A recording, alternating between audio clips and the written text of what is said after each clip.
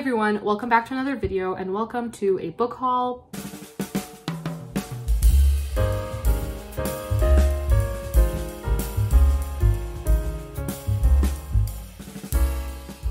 I am very, very happy about these books. Do I need all of these books? No. Do these books make me happy? Yes. So I have a pile of more than 30 books, almost 40. And then I also have some Kindle books that I have purchased because they were like $1 and one of them was actually free. See, this is what happens when you go on Book Outlet and you see a book you'd like to get and then they say, well, add this much to get free shipping, and then you add that much to get free shipping, and then you see another book you want and then you add that to your cart, and it's a downward spiral. I've also visited some thrift stores in the last couple days and found some great books there too. So I am, fairly happy that most of these books were not purchased at full price. A couple were, and then a few of them were actually gifts, and I think I've shared all of the gifts so far. I just thought I'd mention them anyway, since these are all books I've purchased in the last month and a half or so, so I'm really excited to talk about them. I'll start off with the ones that I got on Kindle, and so the first one is The Spice King by Elizabeth Camden, and I've heard great things about this. It's a pretty well-known book and trilogy in the Christian fiction community. A lot of people seem to have enjoyed it, so I definitely would like to try it out. And this one says, Gray has dedicated his life to building an acclaimed global spice empire, but it has come at a cost. Resolved to salvage his family before they spiral out of control, he returns to his ancestral home for good after years of traveling the world. As a junior botanist for the Smithsonian, Annabelle Larkin has been charged with the impossible task of gaining access to the notoriously private Delacroix, I think that's how you pronounce his last name, plant collection. If she fails, she will be out of a job and the family farm in Kansas will go under. She has no idea that in gaining entrance to the Delacroix world, she will unwittingly step into a web of dangerous political intrigue far beyond her experience. Unable to deny her attraction to the reclusive business tycoon, Annabelle will be forced to choose between her heart and loyalty to her country. Can Gray and Annabelle find a way through the storm of scandal without destroying the family Gray is fighting to save? That one sounds really, really interesting. And I heard that it's a really interesting look into the spice trade, I guess. And yeah, sounds really interesting and I would definitely like to read it. This next book is called The Hummingbird and the Sea by Jenny Bond. And this one I have never heard anyone talk about. I've actually never seen it anywhere, but it was, I think, 99 cents on Kindle. So I snatched it up. And this one says, set in 1717, The Hummingbird and the Sea tells the story of 4 people whose lives are inexorably linked when an enigmatic Englishman seeks shelter in the small Puritan enclave of Eastham, Massachusetts. His brief presence upsets the balance of the close-knit town and sets in motion a series of events that overturns lives and forces even the most constant and devout to rebel against everything they held sacred. Loyalties are tested and families are divided as individuals battle to deliver themselves from hardship, prejudice, and injustice. Based on a true story of Puritans and pirates, The Hummingbird and the Sea is a powerful tale of love, faith, hidden passions, and the eternal search for freedom. That sounds really, really interesting. I've never read anything that really focuses on the Puritan movement in this time period, so it does sound like something I'd enjoy, and I hope I do. A very different book that I actually got for free on Kindle. I love when they do that. Sometimes they'll just randomly have something for $0, and I'm like, I don't understand why, but I'll take it. So we have The Snow Child. This one says, Alaska, 1920, a brutal place to homestead and especially tough for recent arrivals Jack and Mabel. Childless, they are drifting apart, he breaking under the weight of the work of the farm, she crumbling from loneliness and despair. In a moment of levity during the season's first snowfall, they build a child out of snow. The next morning, the snow child is gone, but they glimpse a young, blonde-haired girl running through the trees. This little girl, who calls herself Faina, seems to be a child of the woods. She hunts with a red fox at her side, skims lightly across the snow, and somehow survives alone in the Alaskan wilderness. As Jack and Mabel struggle to understand this child, who could have stepped from the pages of a fairy tale, they come to love her as their own daughter.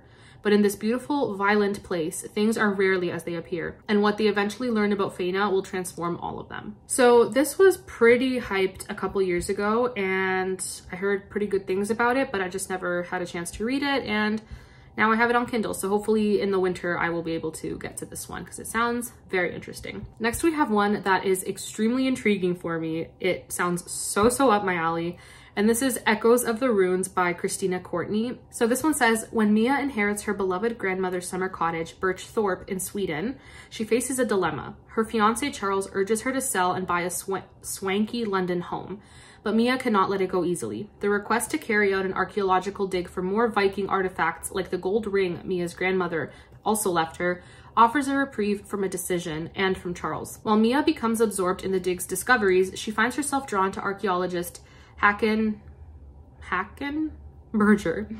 Like her, he can sense the past inhabitants whose lives are becoming more vivid every day. Trying to resist the growing attraction between them, Mia and Håkan begin to piece together the story of a Welsh noblewoman, Sari, and the mysterious Viking known as the White Hawk, who stole her away from her people in 869 AD. As the present begins to echo the past and enemies threaten Birchthorpe's inhabitants, they will all have to fight to protect what has become most precious to each of them. And so this is said to be good for fans of Barbara Erskine, Diana Gabaldon, and Vikings, anything Viking related. This is also tagged as time travel, historical romance, mystery, and fantasy. So sounds really, really interesting, and I am definitely excited for this one. Next, we have one that I never thought I would ever pick up, and I actually started it. I'm a couple chapters in, and so far I'm liking it, which is insane because it is a contemporary Christian romance, which is not my thing. And the book I'm talking about is Love and a Little White Lie by Tammy L. Gray.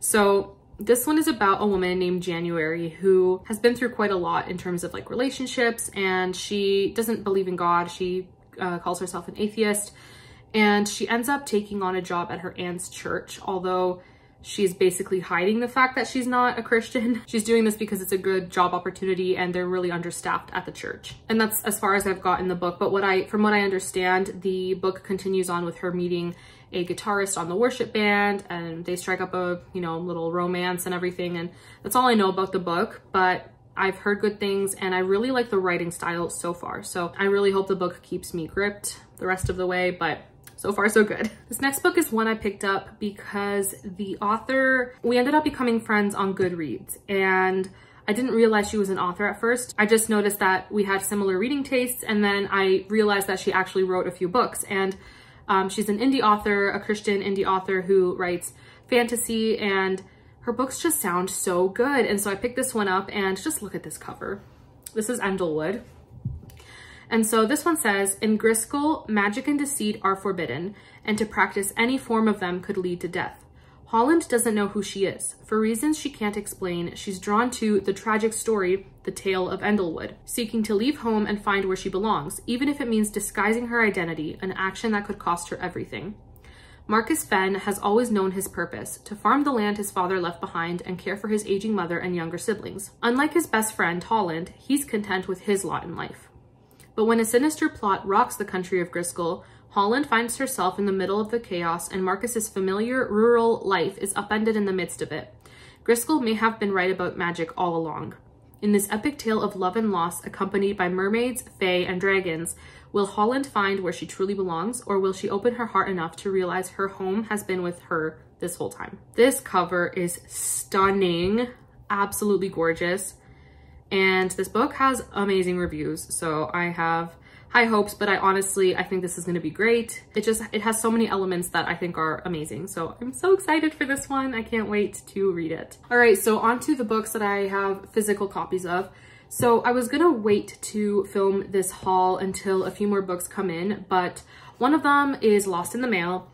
The other one isn't supposed to arrive until August, and then the third one hasn't even shipped yet, and I don't want to wait until they're all here just because these books are sitting on my desk. I need to put them away and I don't want to take them off my shelves again to film. So I decided to just film the haul now and share the other books that I'm supposed to get in the mail. They're still not here, but that's okay.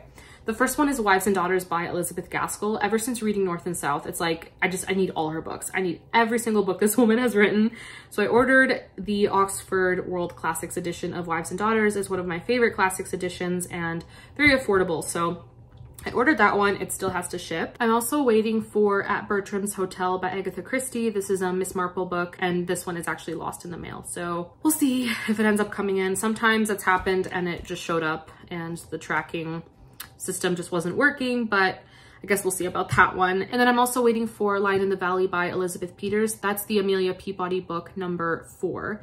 So I'm waiting for that one. But going off of that, I have received book 5 of the Amelia Peabody series from Janelle, and I think I already shared this one. So this is book 5, and then I also purchased book 6, and this one is The Last Camel Died at Noon, and I just love these editions. Each one of them has such a beautiful cover, just screams ancient Egypt, and oh, they're just so beautiful. Like, look at this, look at this. I will have books 1 to 6 by the time the other one comes in, and I'm really, really excited. The Amelia Peabody series is just so much fun. It takes place in the late Victorian era, and we have Amelia Peabody, who is like a single woman, so she's considered a spinster in her 30s. She ends up going to Egypt, and she brings a friend that she meets along with her, and they basically are swept up in like a murder mystery, and Amelia and her friend meet 2 brothers who are archaeologists, and it's just so fun. One of the best series. I haven't given any of the books 5 stars as of yet, but the series as a whole, I would say it's like a 5-star series. I absolutely love the books, so would definitely recommend those. So Janelle gifted me book 5 in the Amelia Peabody series, and she also gifted me The Tale of Hilltop Farm, which is a mystery book, the first book in a mystery series, which is basically set in the home and like the cottage of Beatrix Potter, who wrote the Peter Rabbit series. How sweet is that? I'm so excited to read this. And this cover, just look at that.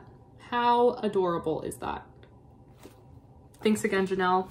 Amazing, amazing gifts. In my first Jane Austen July vlog, I also mentioned that I purchased Her Royal Spiness because I got books 2, 3, 4, and 5 for very good prices, and so I, of course, need book 1. So I got this as well. And it is a mystery series that takes place in the, I think, 20s or 30s. And at the heart of it is this woman named Lady Victoria Georgiana Charlotte Eugenie. And she is 34th in line for the throne. So she's part of the royal family. And I've heard just amazing things. So really excited. All right, so next we have The Brothers Karamazov by Fyodor Dostoevsky.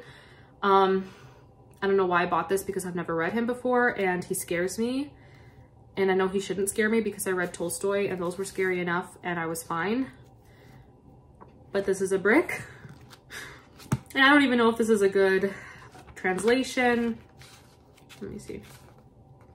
This says it's translated by Andrew McAndrew. Great name, Andrew McAndrew.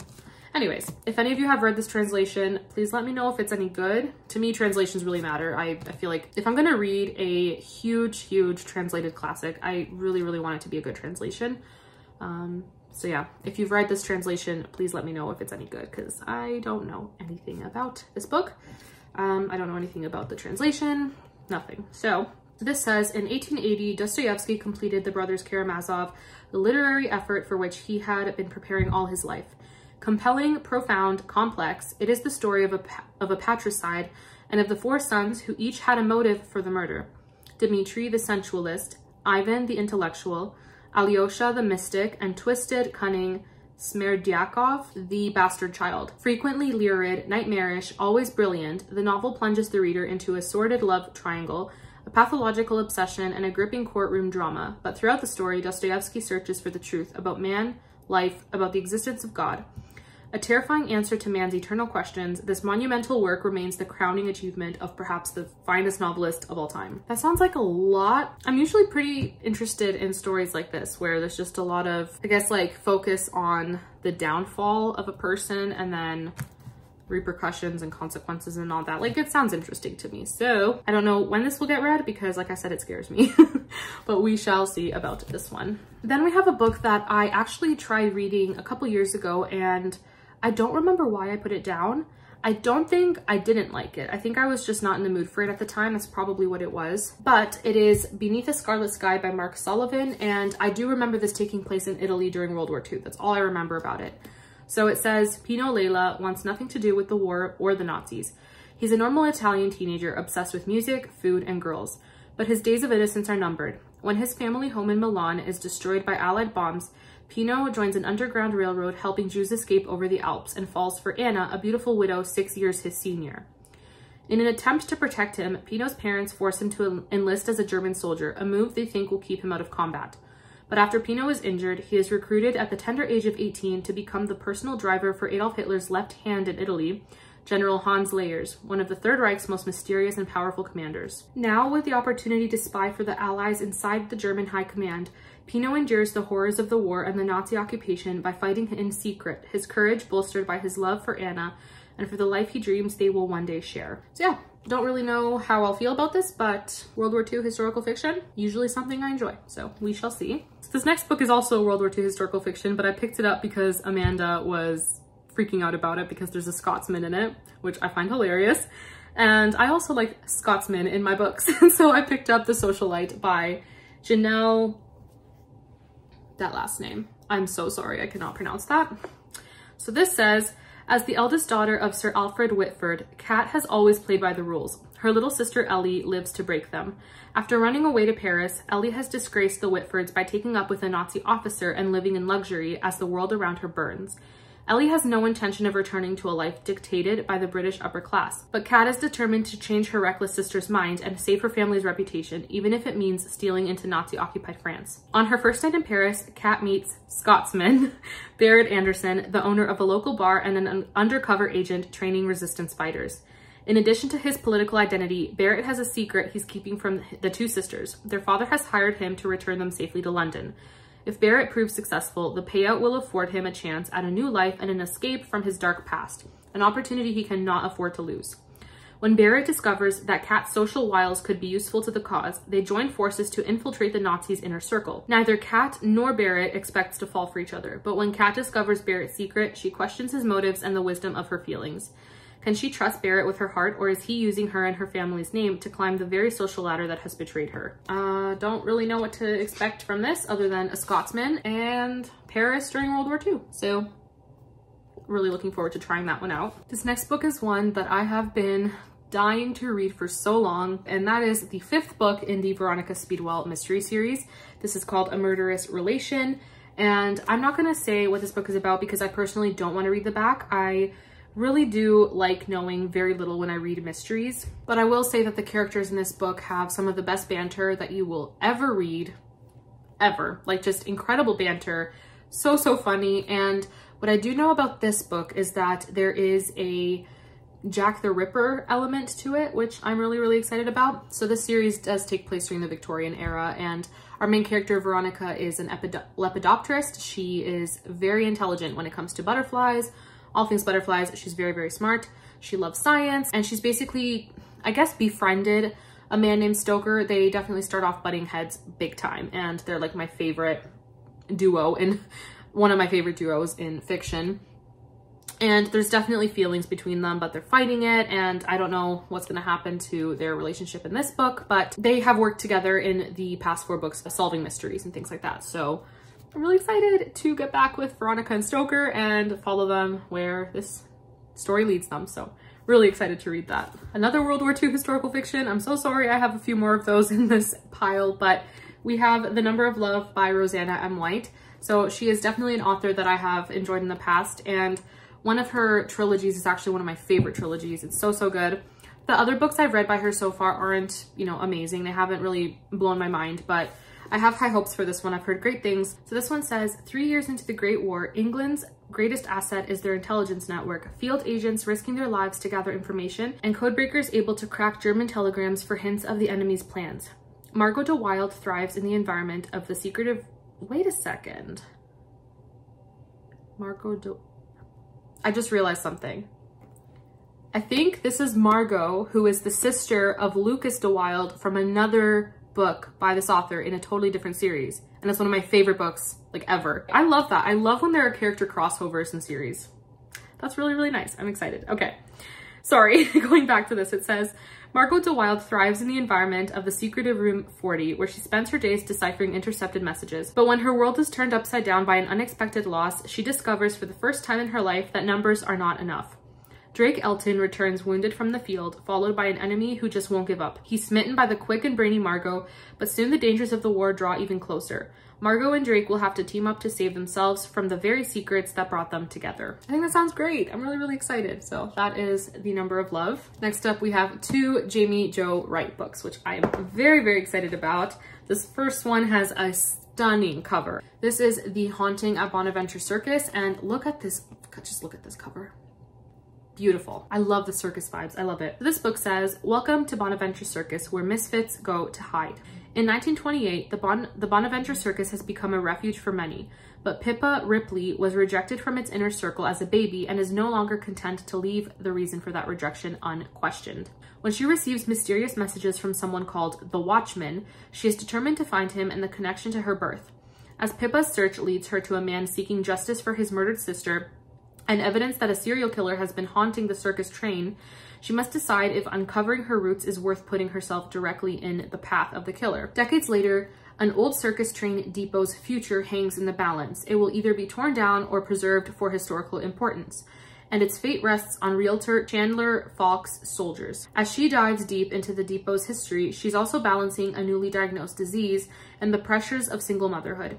When she discovers clues to unsolved murders of the past, Chandler is pulled into a story far darker and more haunting than even an abandoned train depot could portend. That sounds really good. I love that Jamie Jo Wright does dual timeline, and in the present day, our protagonist is trying to figure out what happened in the past, and then we're also spending time in the past seeing events unfold, and I absolutely love that. And then the second Jamie Jo Wright book I got is On the Cliffs of Foxglove Manor, and this one says, in 1885, Adria Fontaine has been sent away from her home to recover goods her malevolent father pirated on the Great Lakes during the Civil War. Hoping to find freedom away from her father, Adria arrives at Foxglove Manor, a stone house on a cliff overlooking Lake Superior, but senses only wickedness hovering over the property. The mistress of Foxglove is an eccentric and seemingly cruel old woman who has filled her house with dangerous secrets, ones that may cost Adria her life. Centuries later, Kaylee Gibson takes on a position as a nurse's aide at a senior home in a renovated old stone manor. Abducted as a child, she has nothing but locked up memories of secrets and death, overshadowed by the chilling threat from her kidnappers that they may return. When the residents of Foxglove start sharing stories of whispers in the night, hidden treasure, and a love willing to kill, it becomes clear this house is far from a haven. As the sinister mysteries of Foxglove Manor haunt 2 women separated by time, they will have to risk it all to banish the past's demons, including their own. So excited. I cannot wait to read those. Continuing on with another mystery, we have The Strange Case of the Alchemist's Daughter by Theodora Goss. And I have heard nothing but good things about this series. I think it's Megan from, I forget her channel name, but she reads a lot of mysteries and I love her videos. I love her channel. And this is one of her favorite series of all time. So fingers crossed that I will like this. So it says, Mary Jekyll, alone and penniless following her parents' death, quickly finds herself drawn into the secrets of her father's mysterious past. A clue leads her to believe that Edward Hyde, her father's former friend and a murderer, may be nearby, and there is still a reward for information resulting in his capture, a reward that would solve all her immediate financial woes. But her hunt brings her not to Edward Hyde, but to Diana, his daughter, a near feral child left to be raised by nuns. With the assistance of Sherlock Holmes and Dr. Watson, Mary continues her search for the elusive Hyde, and soon gathers around her more women, all of whom have been created through terrifying experimentation. Beatrice Rappaccini, Catherine Moreau, and Justine Frankenstein. When their investigations lead them to the discovery of a secret society of immoral and power-crazed scientists, the horrors of their past soon arrive on their doorstep as well. And now it is up to the 5 women to stop the malicious machinations of the Alchemist Society. Quite simply, it is time for the monsters to triumph over the monstrous. I am so excited to read this book. We saw on the back summary that it has to do with Dr. Jekyll and Mr. Hyde, Frankenstein, Sherlock Holmes and Watson. Like, they're all just a part of this. It is a Victorian era mystery and it has like a fantasy twist. So cannot wait to read this. These next 2 books I mentioned in my Jane Austen July vlog, and I also read the summaries for them, but these were sent by Christy and I'm just so grateful. So we have Fox, which is a historical fiction YA that is written by a really great Christian author, Nadine Brandeis, and I cannot wait to read this, probably sometime in November, as this book takes place in November. And then she also sent me A Quiet Life in the Country, which is a Lady Hardcastle mystery, and this is another favorite of Megan's, so you should check out her channel if you love mysteries because she's great. This next book is also a mystery. I haven't heard too many people talk about it, but I have heard good things, and that is A Peculiar Combination by Ashley Weaver. And this book is set in the 1920s or 30s, I'm not quite sure. Never mind, another World War II. So this one says, first rule, don't lose your concentration. Electra McDonnell and her family earned their living outside the law. Breaking into the homes of the rich and picking the locks on their safes may not be condoned by British law enforcement, but with World War II in full swing, Uncle Mick's locksmith business just can't pay the bills anymore. Second rule, don't make mistakes.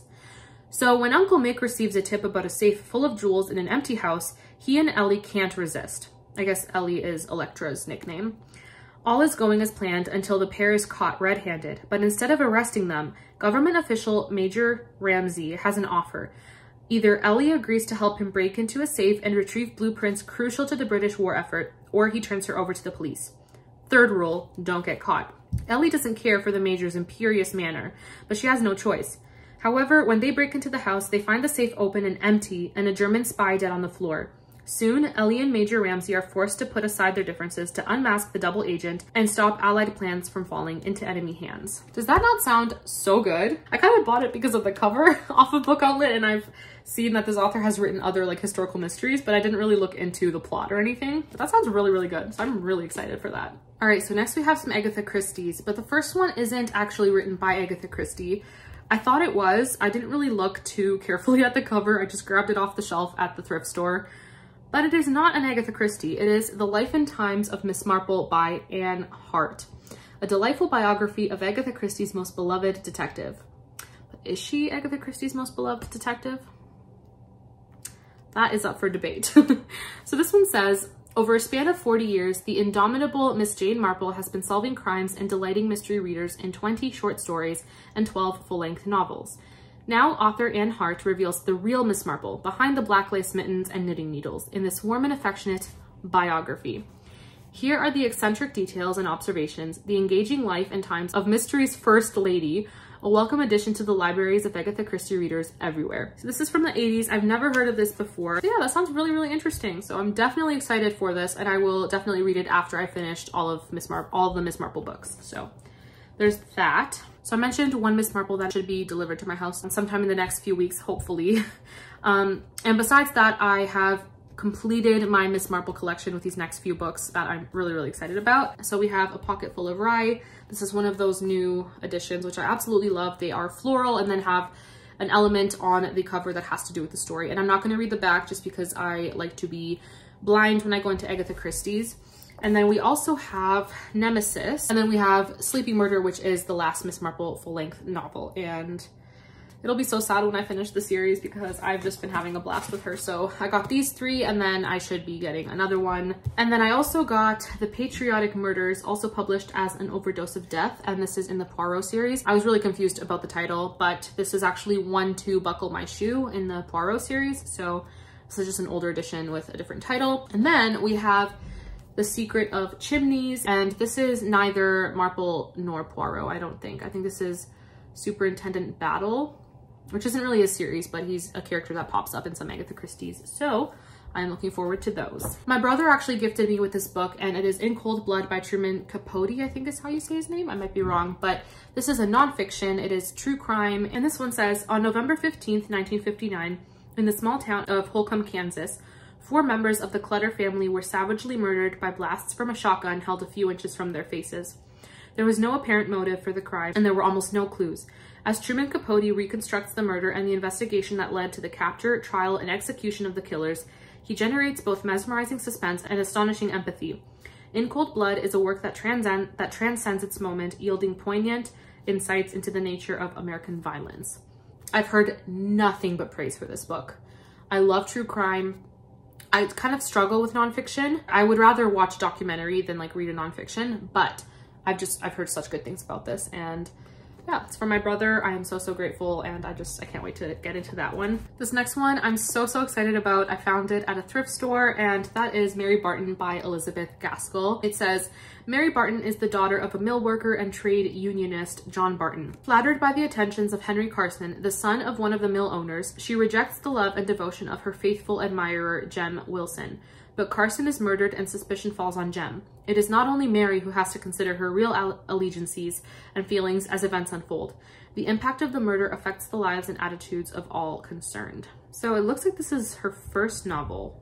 I might be wrong, but I am super excited for this. Next up, we have Dreams of Savannah by Rosanna M. White, and I actually just finished this for my Christian book club. This is a Christian historical romance set during the Civil War, and I overall enjoyed it. I will definitely talk more about this in my July wrap-up, but I will read the back just because my brain is so overwhelmed with all the other books I've been talking about. I don't think I could coherently form sentences to talk about this book. So I'll just read the back summary. So it says, Cordelia Owens can weave a hopeful story around anything and has long since won the hearts of Savannah society with her whimsy. Even when she receives word that her sweetheart has been lost during a raid on a Yankee vessel, she clings to hope and comes up with many a romantic tale of his eventual homecoming to reassure his mother and sister.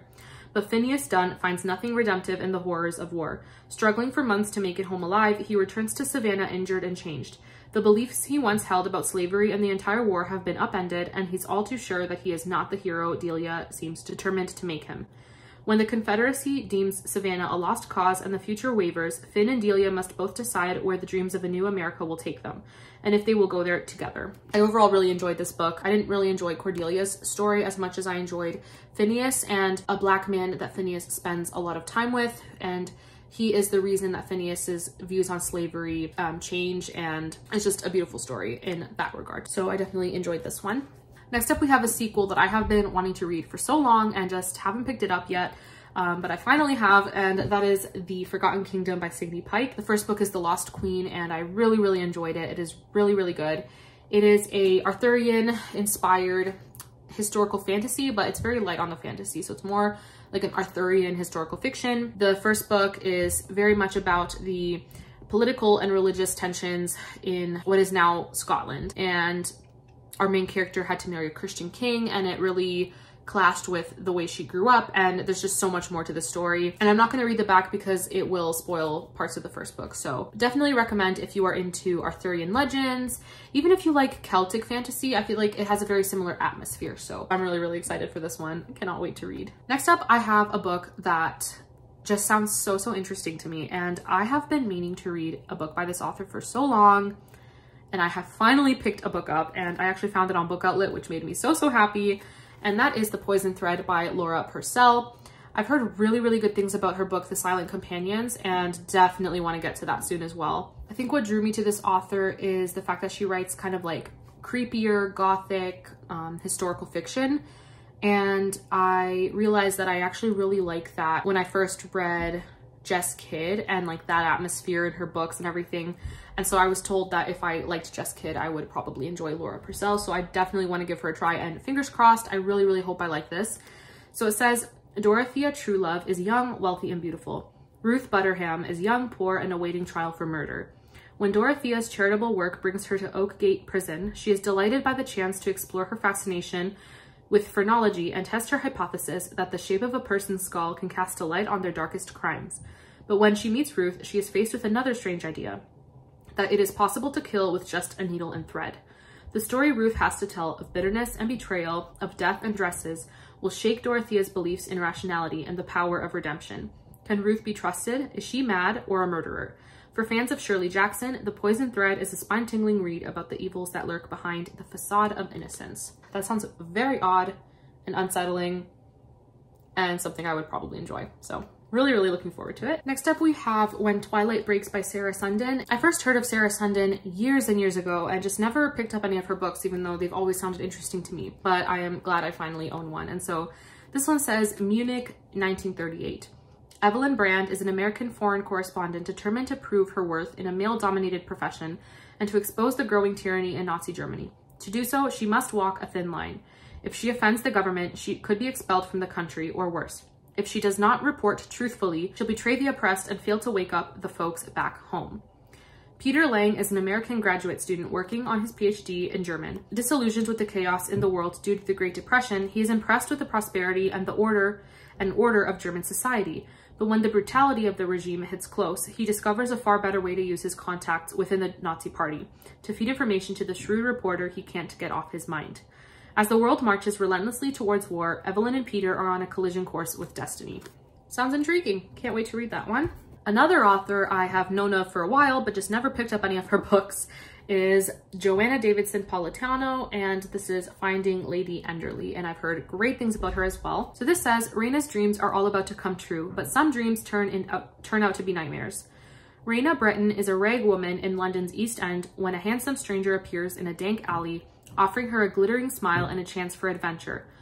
Rothburn Abbey has a unique position for her, one that will take her away from her hardscrabble life and give her a chance to be a lady. Though Raina has traded squalor for silk and satin, something about the Abbey is deeply unsettling.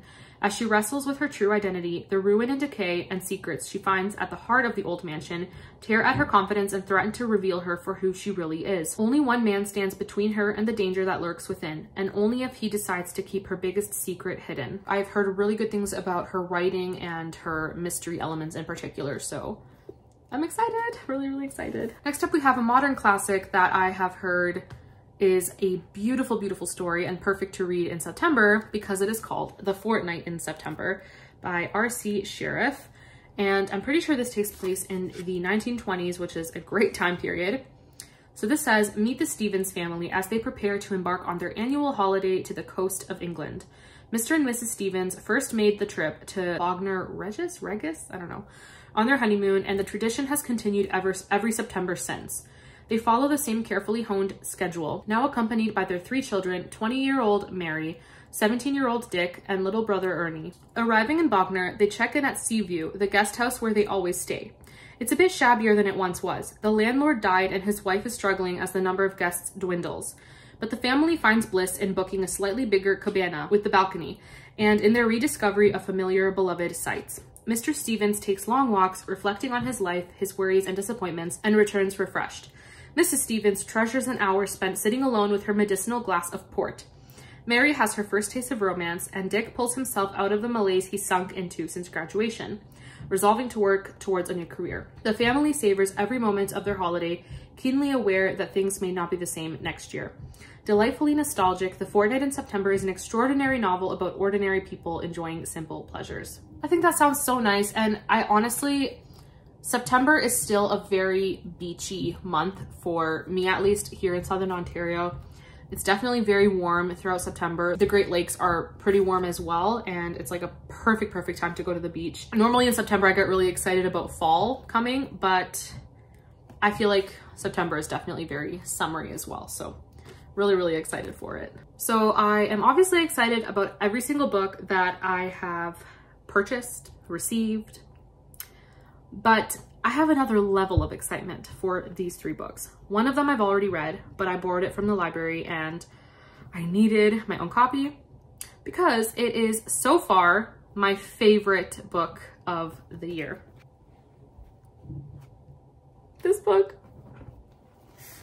I just want to read it like right now. So good. I've talked about it so much, I'm not going to bother with the summary at all, but incredible. If you are sick and tired of World War II stories, World War I stories, war stories, I get it. But this is just beautiful, Love it. Okay, there's that one. But what really got me excited, I got her other 2 books. Yay! Oh my gosh. Okay, so we have Whose Waves Are These? And this one I have to read sometime this summer while on the beach because, I mean, look at that cover. So this one says, in the wake of World War II, a grieving fisherman submits a poem to a local newspaper, a rallying cry for hope and purpose and rocks. Its message, send me a rock for the person you lost, and I will build something life-giving. When the poem spreads farther than he ever intended, Robert Bliss's humble words change the tide of a nation. Boxes of rocks inundate the harbor village on the coast of Maine, and he sets his calloused hands to work. Decades later, Annie Bliss is summoned back to Ansel by the Sea, where Grand Bob, the man who gave her refuge during the hardest summer of her youth, is the one in need of help. But what greets her is a mystery, a wall of heavy boxes hiding in his home. Memories of stone ruins on a nearby island ignite a fire in her anthropologist soul to uncover answers. Together with the handsome and enigmatic town postman, Annie uncovers the story layer by layer, yearning to resurrect the hope Grand Bob once held so dear and to know the truth behind the chasm in her family's past. But mending what has been broken for so long may require more of her and those she loves than they are prepared to give. And then there's just a little quote from the story, and it says, In this pocket of a harbor where broken lives, like waves upon the shore, are gathered up and held close, I never imagined that it would be my breaking place too, nor how beautiful the breaking could be. I cannot wait to read this book. And the last book I have to talk about today is Set the Stars Alight by, of course, the wonderful Amanda Dykes. And this book says, in an aged brick cottage in London, the magic of the past comes alive each night for the family of a humble watchmaker. In her father's fireside stories, Lucy Claremont's fascination with the high seas begins, leading her to devote her life's work to discovering the whereabouts of a legendary lost ship. But when tragedy strikes, it's childhood friend Dashiell and his knowledge of the stars that may help her solve the puzzle. 200 years earlier, 3 young lives are altered forever when a shepherd rescues the privileged son of a powerful admiral. As the children grow, war leads to unthinkable heartbreak, deep love, and a story of betrayal, sacrifice, and redemption that fades into obscurity as centuries pass. As Lucy and Dash explore mysterious ruins of on the East Sussex coast, their search leads them to a community of souls and a long hidden tale that may hold the answers and the healing they so desperately seek. Her stories have such a lushness to them. Is that a word? I don't really care because they are just beautiful. I haven't even read these two. I've read the middle one and I've heard that these two are even better. So I can't wait. I literally can't wait. All right, so that is it for this book haul. I do apologize, it was very long, but such is life. I accumulated way too many books, but I'm really, really excited for each of them. I'm so grateful for all these books. And yeah, that is it for this video. Thank you guys so much for watching. I appreciate each of you for taking time out of your day to watch my videos. Thank you so much. It means the world. And that is it. I hope to see you all in my next video. Bye.